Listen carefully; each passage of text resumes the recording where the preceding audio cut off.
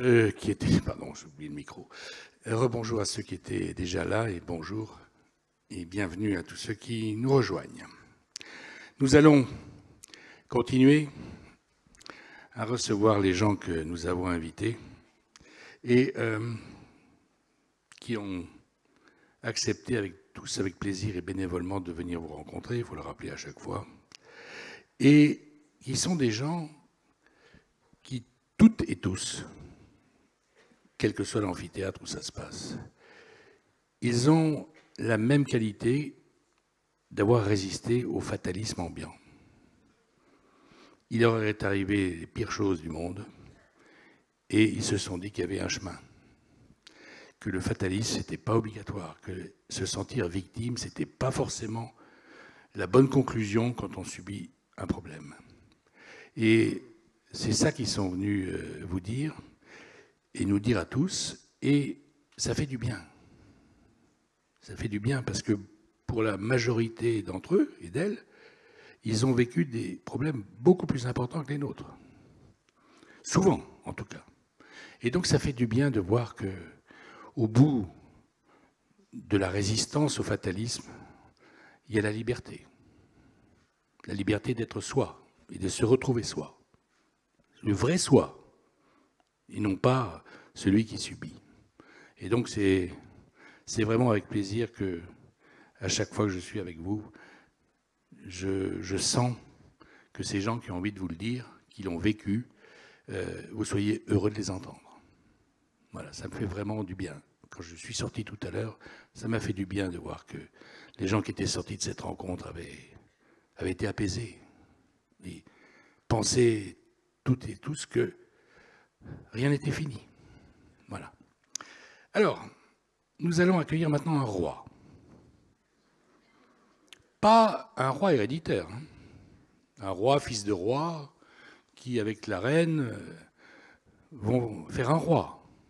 Ça, c'est le roi de droit divin. Non. Pas non plus un roi ou un empereur qui aurait été nommé par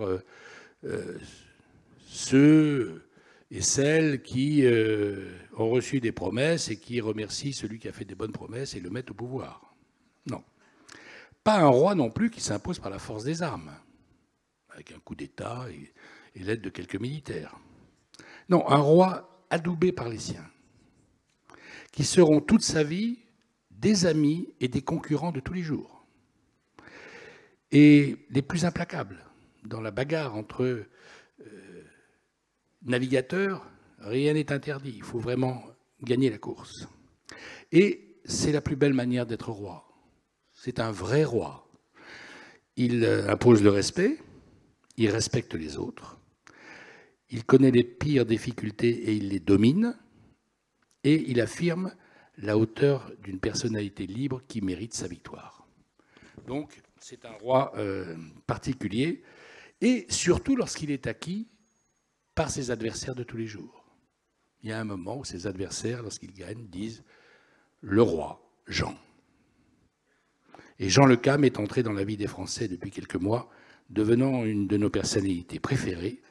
Il allie panache, bravoure et simplicité. On va le recevoir.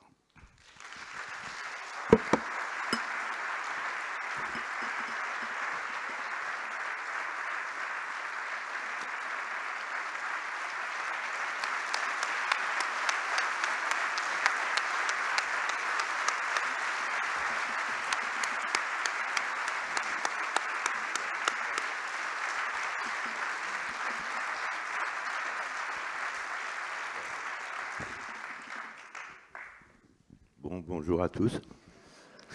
C'est pas vrai ce qu'on a dit? Comment? C'est pas vrai ce qu'on a dit de vous? Je sais pas, j'ai pas entendu, j'étais derrière. Intelligent. Alors, j'ai dit que vous étiez le roi, qu'on vous surnommait, qu'on vous surnommait le roi Jean. Et dans le livre, j'ai lu avec consternation que vous n'aimez pas ça. Enfin, vous l'écrivez. Oui, non, mais c'est vrai que... Bon, voilà. Pourquoi? On ne peut pas aller contre nature. Les gens donnent toujours une image au quotidien à tout ce qui les entoure et tu ne peux pas aller contre ça.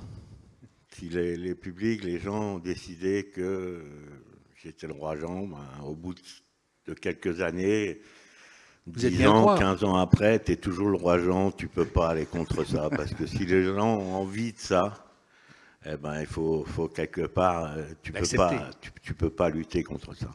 Ouais. Mais vous savez, moi j'ai regardé quelques surnoms qui ont été donnés dans la vie courante à beaucoup de gens. Le mot roi, ça arrive rarement. Hein. Les surnoms, en général, ça appuie sur le défaut des gens. Et donc, je serais à votre place, je serais plutôt content que des gens qui sont des amis, des adversaires, vous aient pensé capable de porter avec bonheur le surnom. Ouais, ben, c'est vrai que...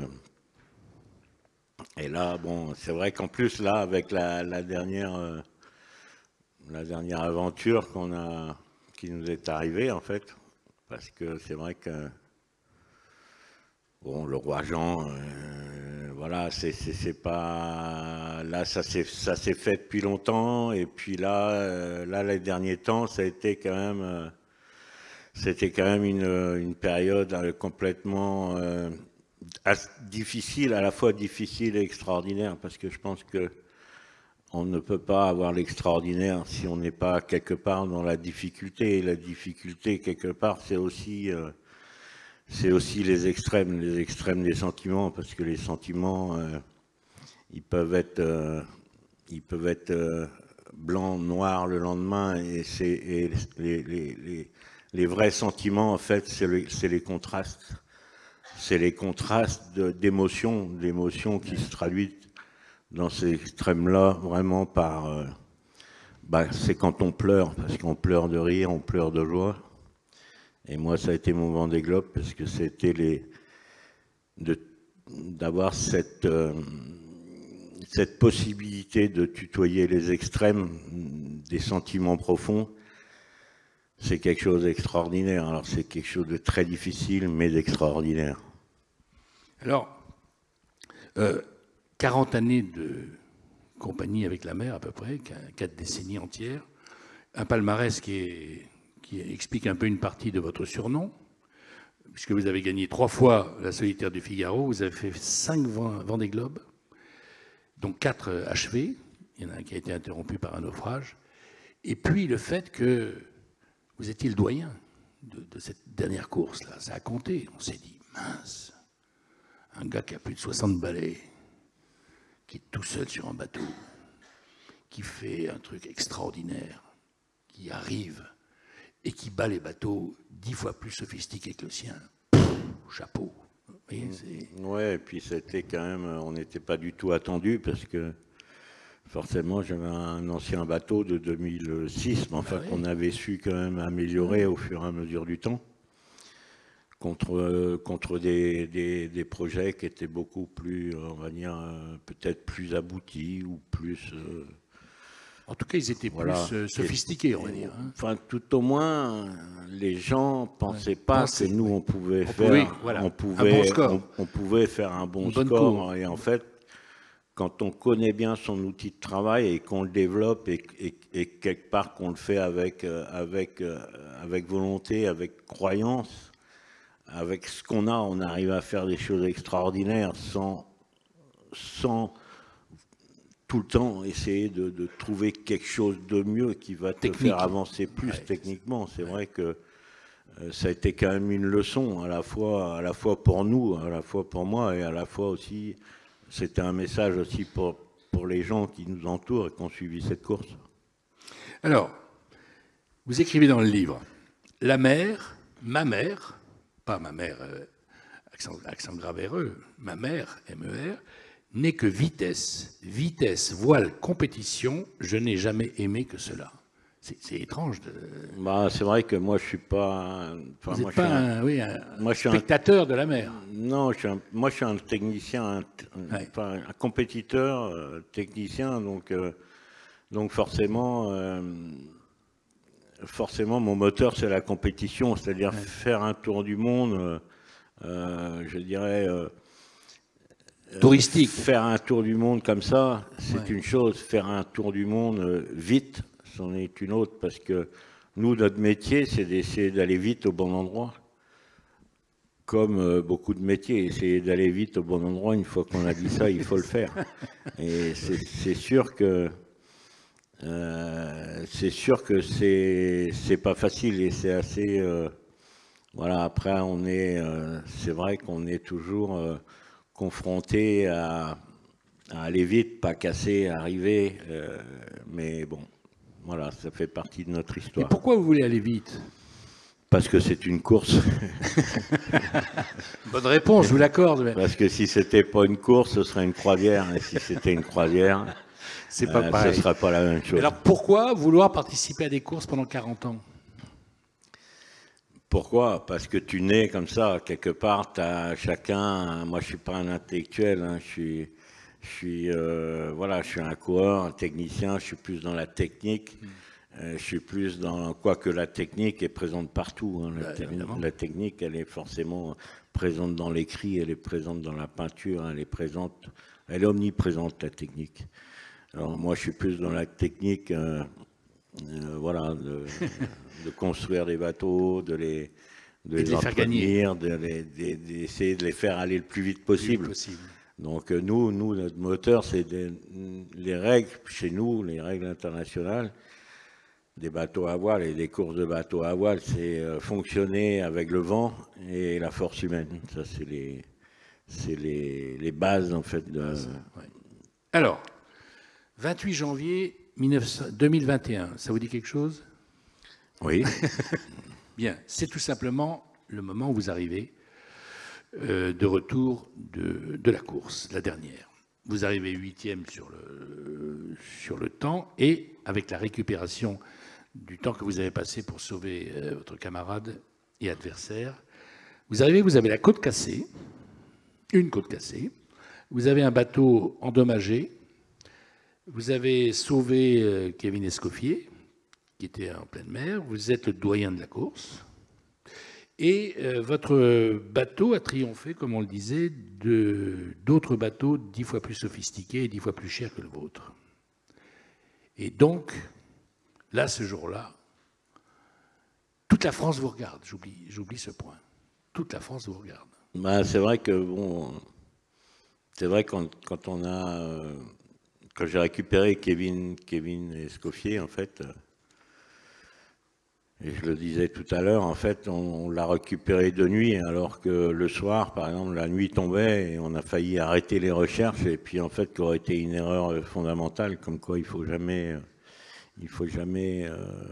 l'être humain, il se fait toujours des scénarios, etc., tout le temps, et en fait, tous ces scénarios qu'on fait, ils sont pas forcément réels, quoi. Il faut vivre l'instant et y croire à l'instant présent et faire les choses.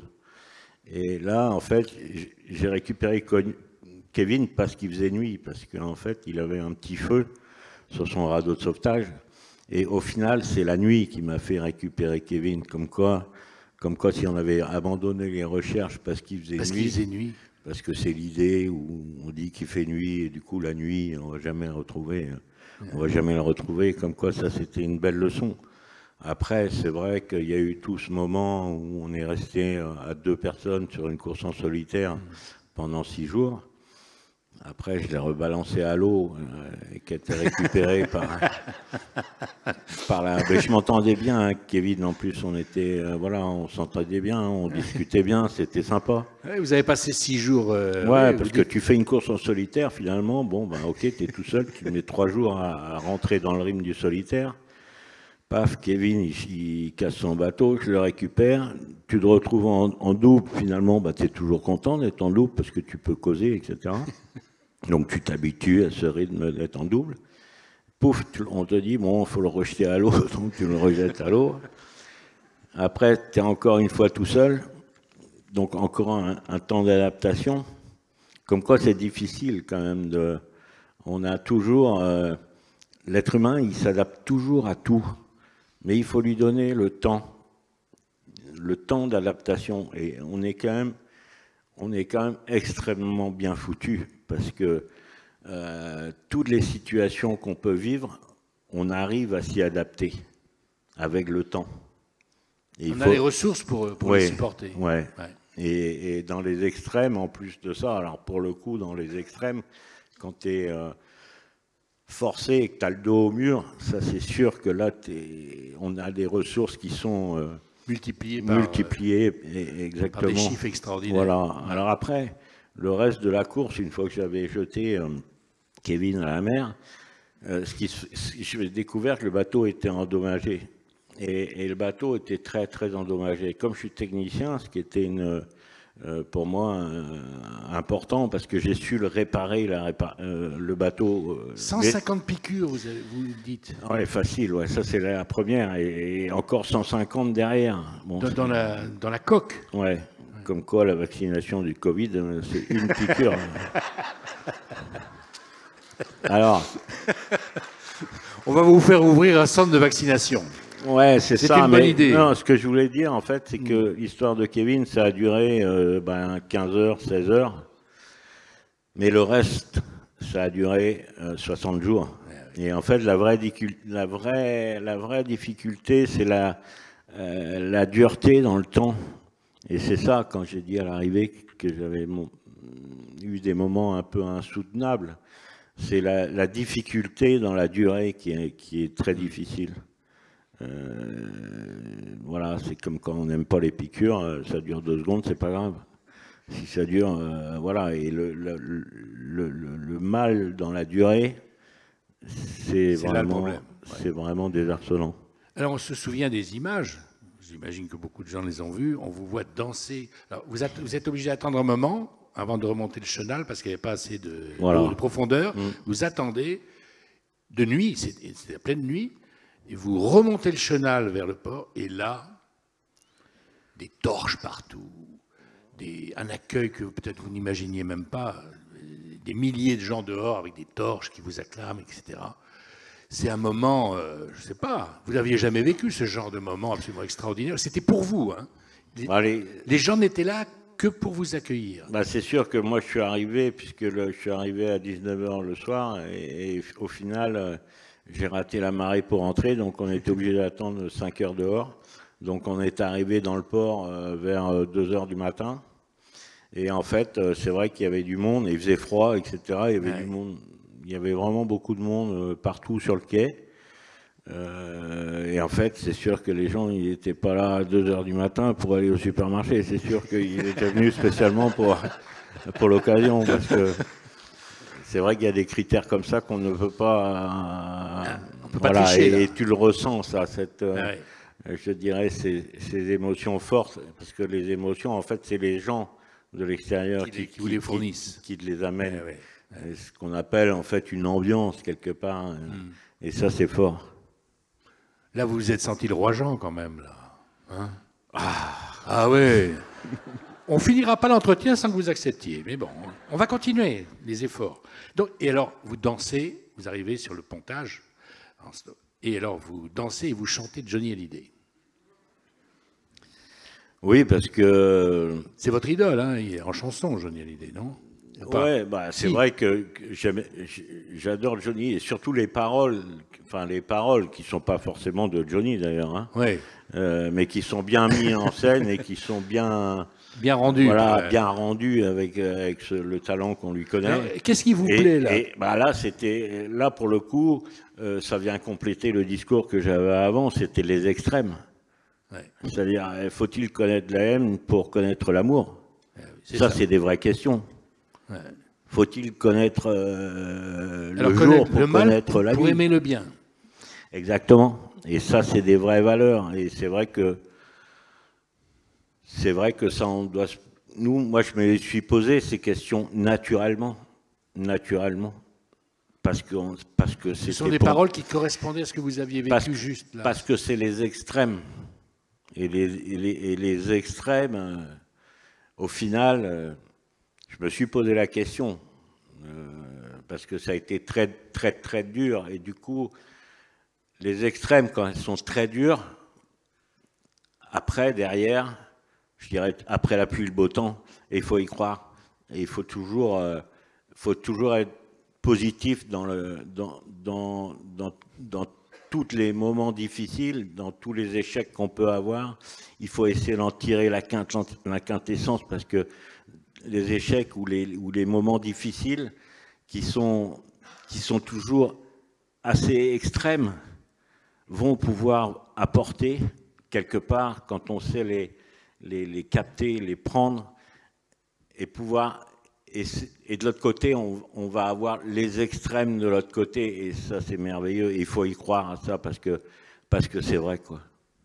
C'est quand on est au fond qu'on peut aller monter le plus haut après. Exactement. Celui qui ne connaît pas le fond, il ne connaît pas le haut. Ouais. Alors, bon... On va dire comme ça. Voilà. Moi, c'était un peu mon expérience. Alors, ce qui est incroyable, c'est qu'en quelques heures, on vous voit dans une joie absolument extraordinaire, dans une fête que vous n'imaginez même pas. Donc c'était le haut total. Et première conférence de presse, quelques heures après, que je sois là aujourd'hui, c'est un miracle. Ben oui, parce qu'on avait caché en fait le fait que le bateau était endommagé, parce que ça ne connaissait. En fait, on a pris la décision de ne pas dire que le bateau était endommagé, parce qu'après, il y a tout le monde qui s'en mêle. Hein. Et puis, avec les réseaux sociaux, etc., ça prend des proportions qu'on ne maîtrise plus. Donc, on a préféré ne rien dire.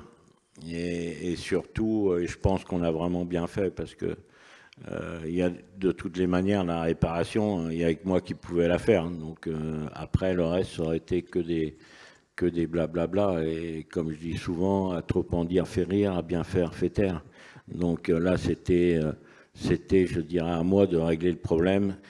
Imaginez-vous que les assurances étaient au courant du dossier. Ça aurait été un problème, je pense, qui n'était pas nécessaire d'aborder. La vie est toujours un peu plus compliquée qu'on croit. Hein. Alors, surtout, vous avez ce mot-là que j'ai retiré de votre livre. Vous racontez ces 45 jours d'inquiétude, puisqu'à chaque minute, la coque peut se briser. Et vous avez cette formule, tu te dis que ça va péter d'un moment à l'autre, et si ça pète, tu coules. Bah, c'est ça, oui. Chaque seconde pendant 45 jours et 45 nuits. Bah voilà, c'est ça qui est dur. Hein. C'est ce que je disais tout à l'heure. C'est pour ça qu'on vous aime, franchement. Alors, comment on tient?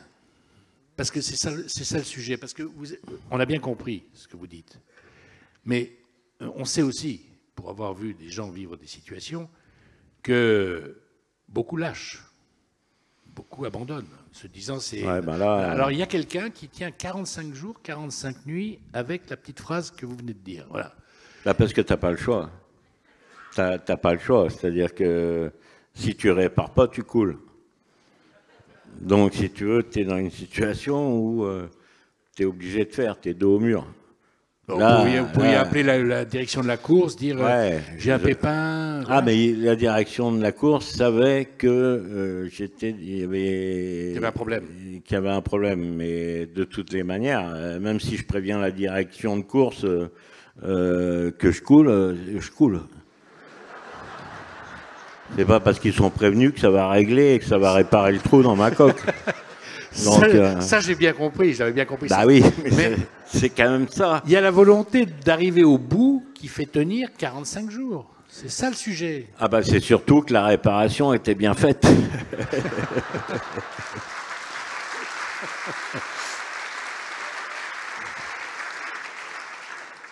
Et alors, vous finissez sur ces 45 journées, donc, et vous dites, l'insoutenable, on y arrive. Alors, je reviens à la question, parce que vous avez brillamment répondu à côté. Je vous repose la question. Pourquoi discuter avec l'insoutenable et y arriver? Ben, faut être sincère à un moment. Ben, faut dire. Pour le coup, c'est quoi exactement la question pour le coup Pour que je réponde pas à côté, parce que... Ah ben alors, sinon on recommence. Non mais simplement. C'est vous qui l'avez dit, il est écrit dans le livre. Oui. Vous dites que c'est une période C'est insoutenable, Oui. 45 jours. Ouais. Et vous dites, c'est insoutenable et on y arrive. Oui. Voilà. Bah, Alors, on y arrive. Il y a Alors une là, décision voilà, que vous avez prise. oui, moi, je vais répondre. On y arrive. Oui, non, mais après, sur une question, bon, là, j'ai répondu à la question technique. Oui. Parce que si la question technique n'est pas résolue, il n'y a pas de suite. Il n'y a pas de suite. On a bien compris. L'insoutenable, il se passe dans le radeau de survie, Exactement. etc. Donc, voilà. donc c'est pour ça que je Non, fais j'ai les compris. choses dans l'ordre. Et donc, forcément, humainement, c'est vrai que c'est hyper difficile parce que c'est là qu'intervient quelque part enfin, j'essaie de ne pas galvauder les mots qui sont la peur ou la solitude, parce que ce sont des choses qui, pour moi, sont vraiment des mots qui sont très forts. Et là, effectivement, la peur est intervenue, parce que la peur, c'est quand tu ne maîtrises pas ce qui va se passer dans la seconde, dans la minute qui suit.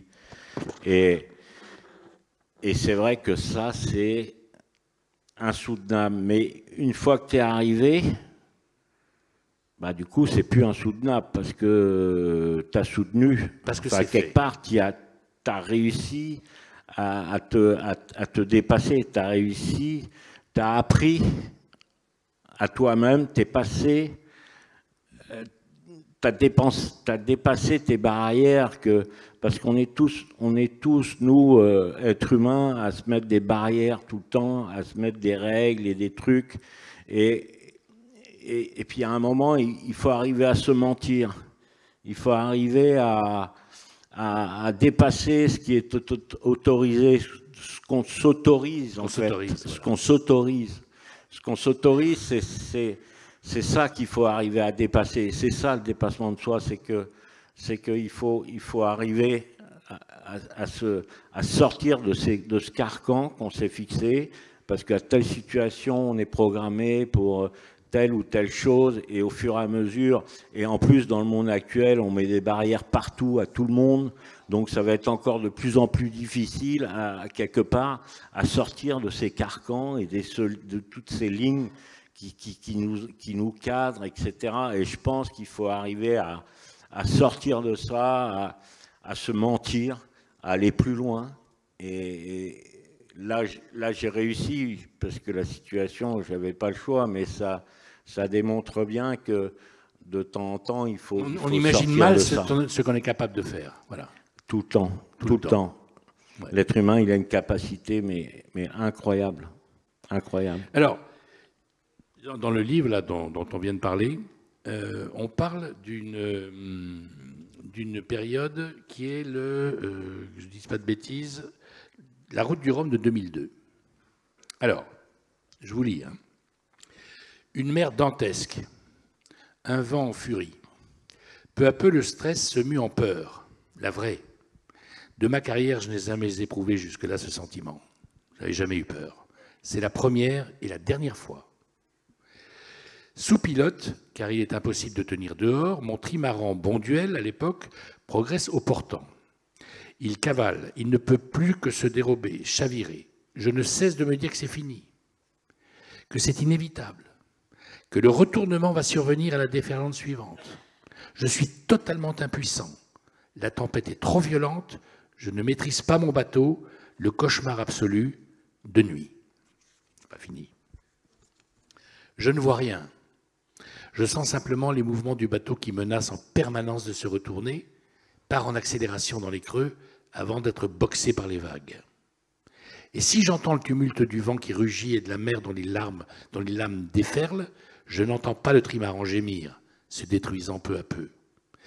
Abrité sous la casquette de la descente, l'œil rivé sur l'anémomètre, je me surprends à prier, en espérant que cela se calme, me demandant en permanence ce que je suis venu foutre là.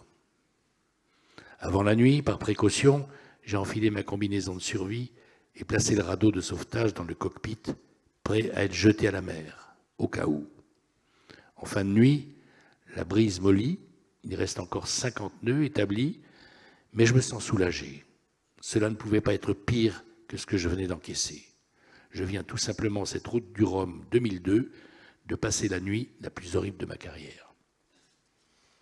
Voilà, Pardon, mais moi, je connais peu de gens qui ne sont pas intellectuels et qui écrivent aussi bien, moi. Hein. Moi, je... Ouais, mais bon. Hein? C'est gentil. Non, mais c'est vrai que ça, c'est des moments, bon, des moments difficiles. Bon, on va pas non plus.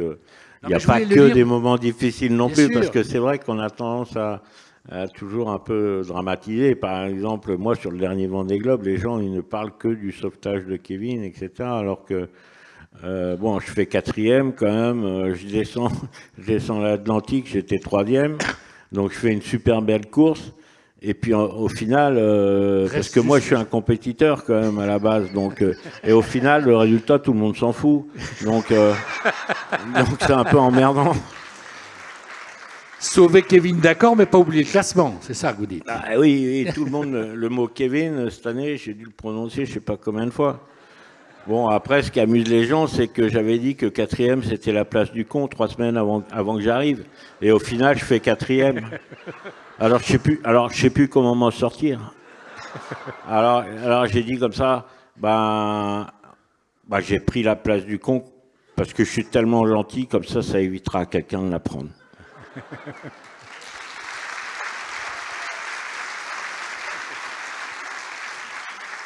C'est le deuxième sauvetage après Escoffier. Alors, il y a quelque chose de... dans votre livre, on s'aperçoit de quelque chose qui est peut-être... On en discutait hier avec quelqu'un qui est dans la salle. Est-ce qu'il y a une famille, une famille professionnelle, j'allais dire, aussi comment dire, proches les uns des autres que les navigateurs, même s'ils sont concurrents? Parce que vous avez été sauvé une fois par un navigateur. Ensuite, vous avez sauvé un autre navigateur, bien que vous soyez concurrent. Et ça, je trouve que c'est l'apanage de gens qui sont capables de choses dont les autres ne sont pas capables. Et qu'est-ce qui unit cette famille au point de risquer sa vie pour sauver un et d'être sauvé soi-même? Voilà. C'est que déjà, dans les contrées là où on va, il n'y a que nous. Donc déjà... Moi, je dis toujours, et quand on sait que de toutes les manières, les seules personnes qui peuvent venir à votre secours, c'est les autres concurrents. C'est pour ça que je dis toujours, vaut mieux être devant que derrière, parce qu'il y a plus de bateaux qui vont passer à côté de toi. Ça, c'est une vraie sécurité.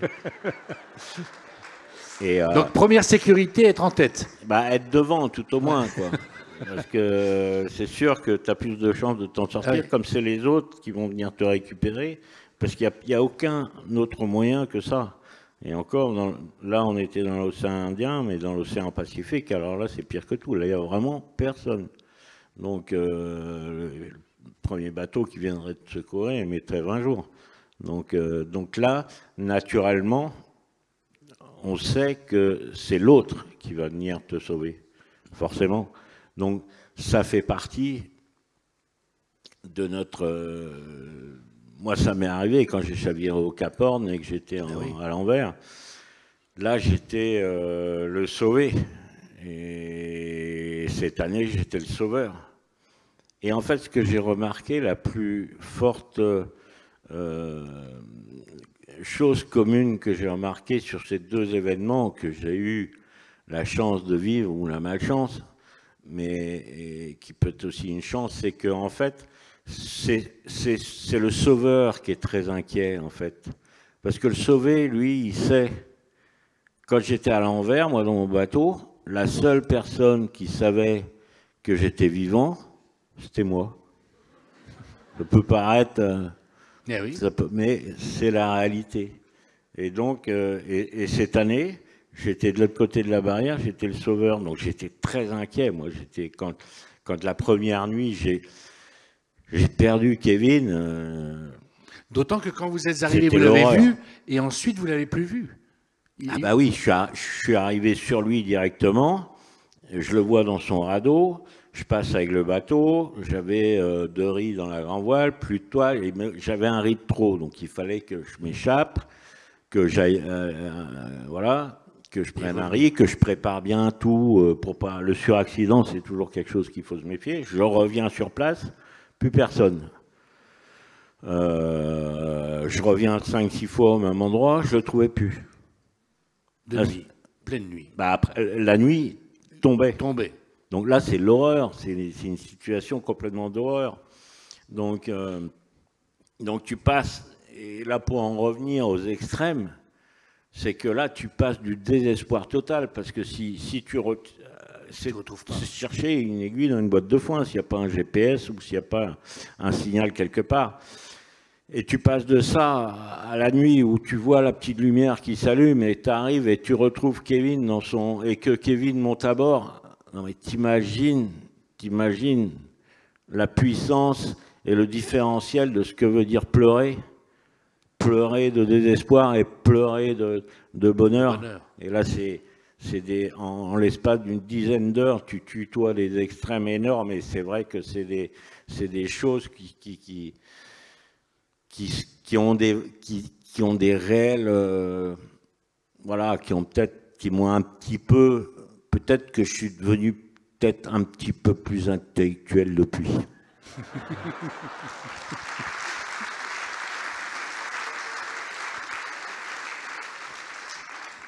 Un mot sur le bateau. Vous avez insisté, vous êtes navigateur, constructeur. Quel est le but? Parce que vous aviez un bateau assez ancien par rapport à tous vos concurrents. Et quelle est la volonté que vous aviez lorsque vous avez persisté sur ce choix de dire « moi, je vais naviguer avec un bateau qui n'est pas équipé de tous les derniers développements et les progrès techniques, et vous voulez prouver quoi ?» Bah, je voulais faire ce tour du monde parce qu'à chaque fois, il faut savoir qu'à chaque fois, on le développe, le bateau. On développe le bateau. On le développe, c'est-à-dire qu'on l'a complètement poncé pour gagner du poids, on a coupé les dérives, on a mis des moyens techniques au niveau des pilotes dernière génération, etc. On a essayé de faire au maximum ce qu'on était capable de faire avec ce qu'on avait. Le budget. Donc le budget, l'équipe, la motivation qu'on peut avoir. Et là, tu as un vrai challenge. Tu as une vraie... voilà, c'est un moteur. C'est pas... OK, tu sais que de toute façon, sur une course, il n'y en a qu'un qui gagne. Mais nous, on a gagné quelque part. On a gagné parce que d'abord, on est arrivé. Et qu'on est arrivé 4e, ce qui est extraordinaire. Et donc ça, c'était...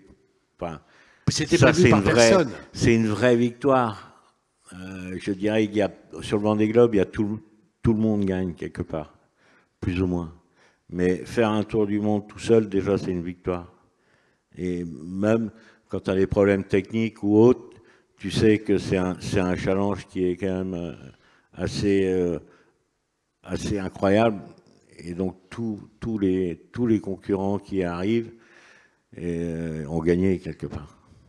Mais là où vous avez gagné plus que d'autres, c'est que au départ on disait bah oui, avec le bateau qu'il a, évidemment il va se faire doubler par les bateaux de dernière génération. Et là où vous avez gagné, c'est que beaucoup de bateaux de dernière génération ont perdu, ont été obligés d'abandonner, ils n'ont pas tenu. Et tous les progrès dans c'est sûr. Mais dans n'importe quel projet qu'on mène, etc., il faut savoir gagner, même si il y a toujours dans ce monde des numéro 1, numéro 2, numéro 3, avec des belles étiquettes dans un certain ordre, etc. Mais on s'en fout de tout ça. On s'en fout. Parce que la victoire, c'est pas forcément celui qui est en tête. En tête des équipements. Il y a mon oncle, il me disait toujours, c'est moi le plus grand, c'est moi le plus con, c'est moi qui porte le fanion. C'était ceux qui étaient, tu vois, dans les défilés, etc. Oui. Mais voilà, tout le monde gagne, il faut savoir gagner, même quand la situation qu'on a imaginée n'est pas celle qui se passe. Et alors, vous terminez le livre sur vos projets pour 2024. Oui. L'aventure continue. Qu'est-ce que vous voulez prouver alors en 2024 alors? Bah là, on mène un nouveau projet, donc forcément un projet qui va dans le sens qui va pas dans la haute technologie, etc., qui est un projet qui sera différent, qui va donner de l'accessibilité, donc avec des moyens plus faibles, de pouvoir participer et de pouvoir être performant. c'est tout simplement de donner le choix, un choix différent de ce qui se passe aujourd'hui avec des gens qui essayent d'aller sur la Lune avec des moyens techniques extraordinaires. Et ça c'est un choix. Maintenant, on sait que c'est de l'élitisme, en fait, mais c'est de la non-accessibilité aux jeunes, c'est de la non-accessibilité aux plus petits investisseurs. Donc, nous, on veut donner un choix différent. Et donc, pour ce faire, on va essayer de faire 3 bateaux, 4 bateaux peut-être, identiques, avec forcément... parce que la performance n'est pas que dans la technique. La performance, elle est aussi dans savoir manier l'outil que tu as. Et apprendre à taper sur un clou avec un marteau. Si tu ne connais pas ton marteau, je peux te dire que le gars qui va arriver à côté de toi, qui a enfoncé 1000 clous avec son marteau, là, tu vas te prendre, si tu veux, une raclée monumentale. Tout ça, pourquoi? Parce que le mec, il connaît son outil. Et savoir apprendre à connaître son outil, c'est quand même la base. Je vais prendre l'exemple. Aujourd'hui, c'est un truc qui est dans le monde dans lequel on vit, c'est la machine à laver le linge. Tu vas chez je sais pas qui acheter une machine à laver le linge, il te faut 10-15 programmes pour laver ta machine, elle va laver tout seul tout. Ah, tu dis ouais, je veux celle-là avec les 15 programmes et l'automatique, machin, etc. Et au final, quoi, tu vas te servir de 3 programmes comme d'habitude. Donc tu t'es fait quelque part emmener dans un truc qui correspond pas à ton utilisation. Donc et c'est pour ça qu'il faut connaître l'outil avec lequel... Parce que l'outil est au service de l'homme. Et il ne faut pas que la machine... S'obliger à prendre 14 programmes pour pouvoir laver du linge. Là, il ne faut pas que la machine dépasse l'homme. Parce que là, c'est le bazar. Et ce que je dis toujours, c'est que si la machine dépasse l'homme, on ne maîtrise plus. Et quand on ne maîtrise plus, c'est le bazar total. C'est-à-dire que là, la peur intervient. Et après, nous, on est des êtres humains, on est ce qu'on est, on n'est pas parfait. Mais moi, je prends toujours l'exemple, qu'est-ce qu'on veut faire? Est-ce qu'on veut faire un Vendée Globe avec des drones? Ce qu'on sait faire aujourd'hui, à la limite. On pourrait avoir, voilà, ça pourrait être les bateaux, ça pourrait être des drones, parce que le drone, lui, il n'a pas peur. Les modèles informatiques et électroniques, ils vont 10 000 fois plus vite que nous. Donc, ça dépend ce qu'on veut faire. Si on autorise, ce qu'on n'autorise pas. Et ça, c'est des problèmes d'éthique. C'est autre chose. Donc voilà. C'est ça votre choix. C'est ça votre choix pour 2024. C'est ça. Alors, on va finir sur deux questions que j'ai envie de vous poser. Votre devise. Trop dire fait rire.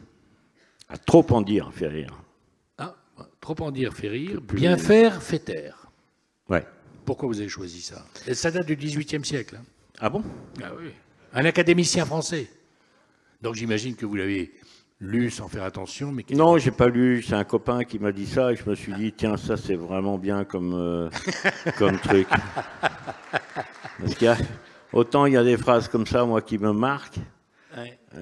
On met pas la charrue avant les bœufs, mais à trop en dire fait rire, à bien faire fait taire me semble quelque chose de très consistant. Ouais. Oui, puis bon, alors là en plus je suis en train de vous parler, donc je suis un peu déstabilisé sur le sujet, mais quand même. Alors, en lisant votre livre, je suis tombé sur une anecdote et je voudrais que vous nous disiez ça. Vous avez donc une 4L. Vous êtes 5 dans la 4L. Vous avez 18 ans. La suite. Ah bah alors, la suite, en fait, ouais, c'est l'histoire de la 4L quand on va en boîte de nuit. C'est ça? Oui. Alors, voilà. Déjà, on passe le pont de Bénodet, puis il y avait un péage au pont de Bénodet. Et puis nous, on ne voulait pas payer le péage. Donc, il y avait une piste cyclable, et la 4L, moi, je savais les roues passaient juste sur la piste cyclable. Alors on arrive devant la guérite du pont de Bénodet, puis là on voit les flics. Autant vous dire que c'était trop tard. On s'enfile sur la piste cyclable, évidemment on coupe les feux, et puis on trace direct vers Sainte-Marine. Premier rond-point, on tourne à gauche pour aller à la boîte qui s'appelait la Chaumière, et paf, la 4L se renverse. Là, on sur sort, le toit non, sur le côté. Sur le côté. Et là, on sort tous par la porte par en haut. Et là, on remet la 4L sur pied et on continue. Et les flics nous ont même pas rattrapés. Si, le lendemain matin, sur le parking, ils ont chopé la plaque d'immatriculation et j'ai fini à Pont-l'Abbé, à la gendarmerie. Je trouve cette histoire formidable. 5 jeunes, le truc se tourne, on la remet debout et on repart, franchement. Ça vaut vos trucs de mer. Ben, comme quoi... Vous auriez dû être pilote. Comme quoi, oser et savoir ne pas obéir, c'est peut-être des choses qu'il ne faut pas oublier parce que c'est une certaine forme de liberté quelque part. Et puis, je pense qu'on est dans les générations qui viennent, etc. On est quand même un peu trop obligé à obéir à des normes et des trucs qui n'arrêtent pas d'augmenter, etc. Et ça fait chier.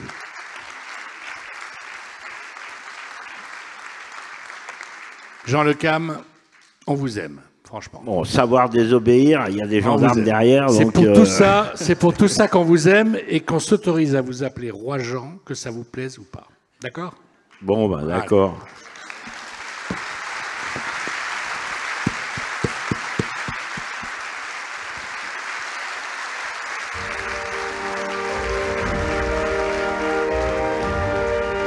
Vous allez retrouver les... Merci beaucoup.